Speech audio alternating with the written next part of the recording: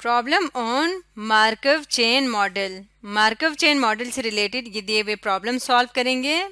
मार्कव chain model में transition matrices और transition diagram शामिल है। पहला प्रॉब्लम देखते हैं, फाइंड द मिसिंग वैल्यूज। इसमें हमने मिसिंग वैल्यूज फाइंड करने हैं।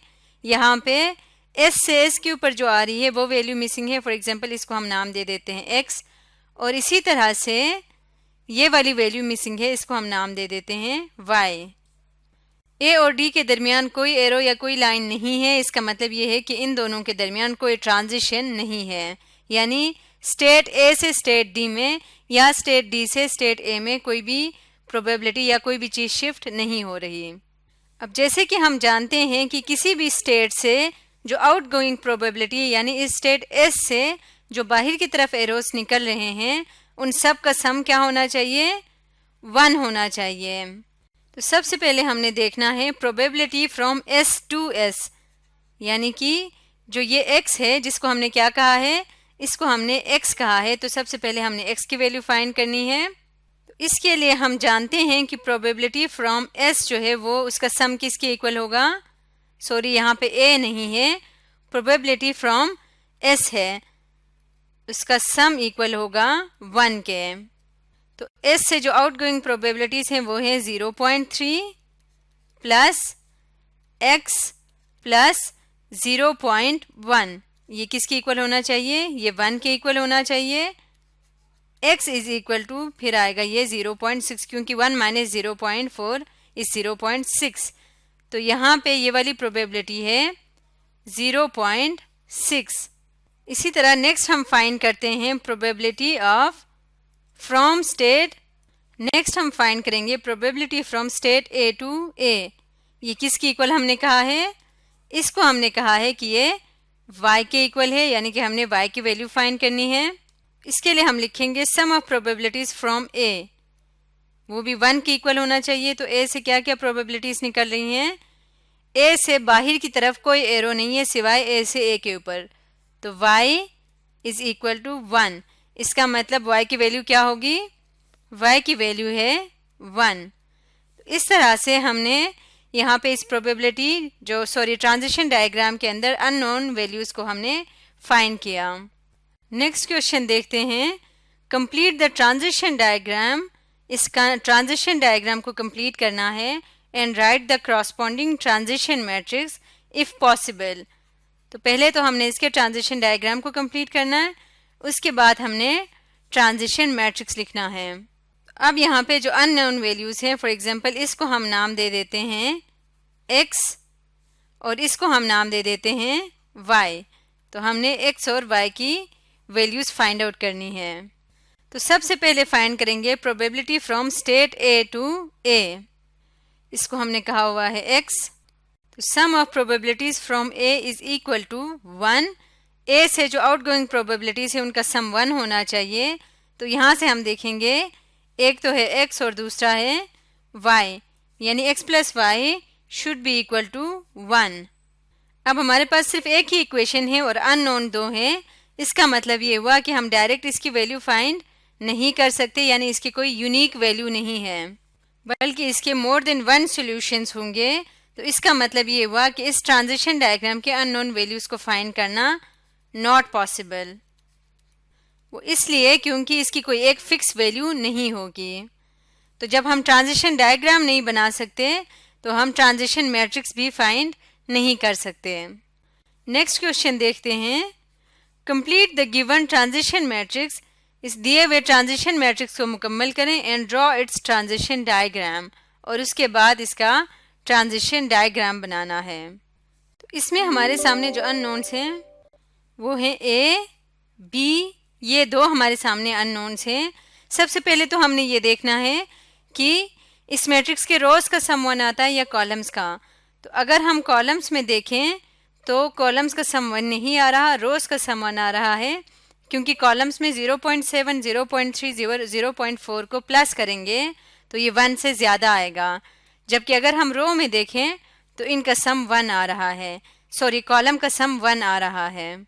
तो इसका मतलब क्या हुआ कि ये अगर हम इसको कहें a, b और c, इसी तरह से ये भी a, b और सी हो तो ये हमारा करंट स्टेट है, यानी यहाँ से हम देखना शुरू करेंगे ये फ्रॉम वाला है और ये हमारा नेक्स्ट स्टेट होगा। तो हम यहाँ पे लिखते हैं since sum of each column is 1 therefore, इसलिए क्या होगा ए की अगर हमने वैल्यू फाइंड करनी तो ये होगा a plus 0.4 plus 0.3 is equal to 1। तो a किसके इक्वल होगा 1 माइनस 0.7 इज 0.3। तो यहाँ हम a की जगह पे लिख सकते हैं 0.3। इसी तरह b की वैल्यू फाइंड करने के लिए हमें क्या करना पड़ेगा 0.5 plus b plus 0.4 is equal to 1। तो यहाँ से b की वैल्यू आ जाएगी 0.1, क्योंकि 1 माइनस 0.9 इज 0.1। तो यहाँ हम b की वैल्यू लिख लेते हैं 0.1। अब हमने इसका ट्रांजिशन डायग्राम ड्रॉ करना है, तो यहाँ पे ड्रॉ कर लेते हैं। हमारे पास 3 स्टेट्स हैं A, B और C। यहाँ पे लिख भी लेते हैं A, B और C। अब अगर हम देखें तो ये हमने कहा था फ्रॉम वाली में हमारे पास ये फ्रॉम है और ये टू है। तो from A to A 0.2, from A to A 0.2 है। फ्रॉम A टू B क्या है 0.1 है। From A to B is 0.1। From A to C 0.7, from A to C 0.7। Next है फ्रॉम B टू A है 0.3, B to A is 0.3। इसी तरह से from B to B 0.4 है, B to B 0.4। From B to C 0.3, B से C की तरफ है 0.3। नेक्स्ट हम देखते हैं C का। From C to A is 0.5, 0.5।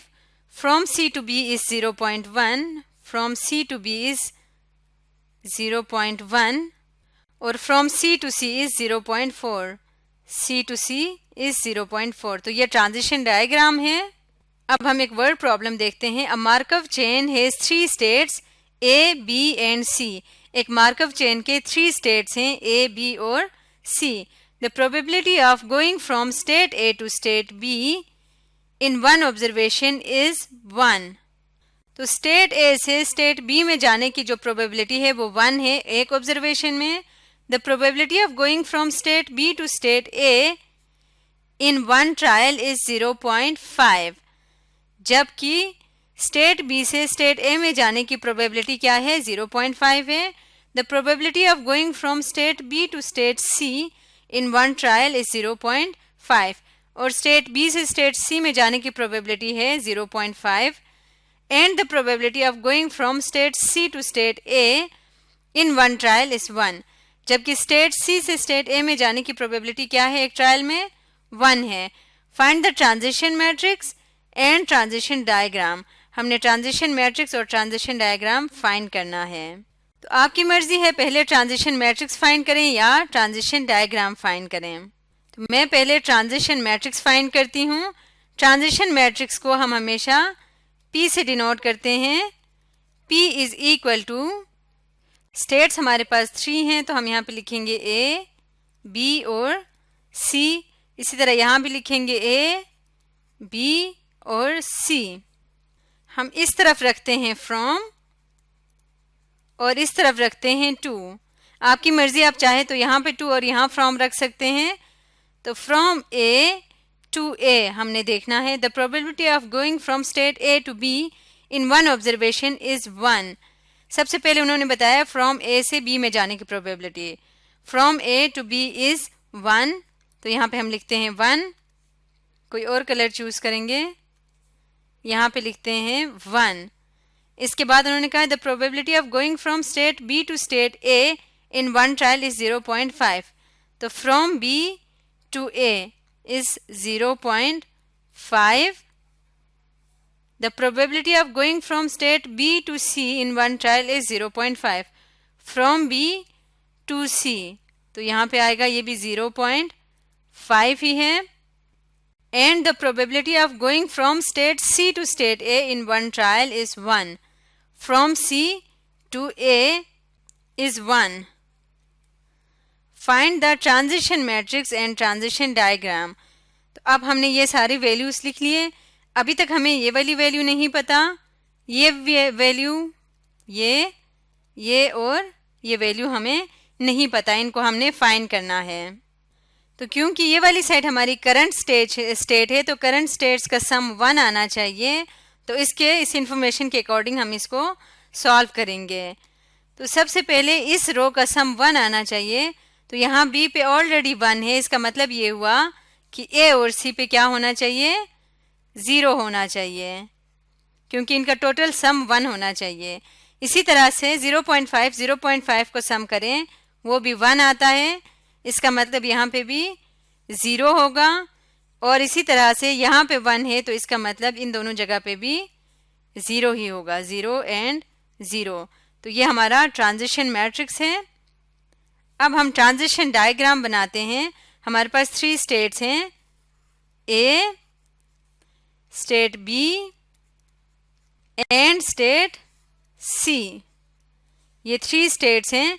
सबसे पहले देखेंगे फ्रॉम ए टू ए 0 है, तो इसका मतलब हमें कोई भी एरो लगाने की ज़रूरत नहीं है। जब प्रोबेबिलिटी 0 हो तो उस तरफ कोई एरो नहीं होता। From A to B is 1, A से बी की तरफ क्या है, 1 है। From A to C is 0, तो ए टू सी तरफ भी कोई एरो नहीं आएगा। नेक्स्ट है from B to A is 0.5, from B to A is 0.5, from B to B is 0, तो बी के ऊपर भी कोई एरो नहीं आएगा। From B to C is 0.5, B से सी की तरफ भी 0.5 है। नेक्स्ट है from C to A is 1, from C to A is 1, from C to B भी 0 है और सी टू सी भी 0 है। तो ये हमारा ट्रांजिशन डायग्राम है। तो आज की वीडियो में हमने प्रॉब्लम ऑन मार्कव चेन से रिलेटेड कुछ प्रॉब्लम सॉल्व किए हैं।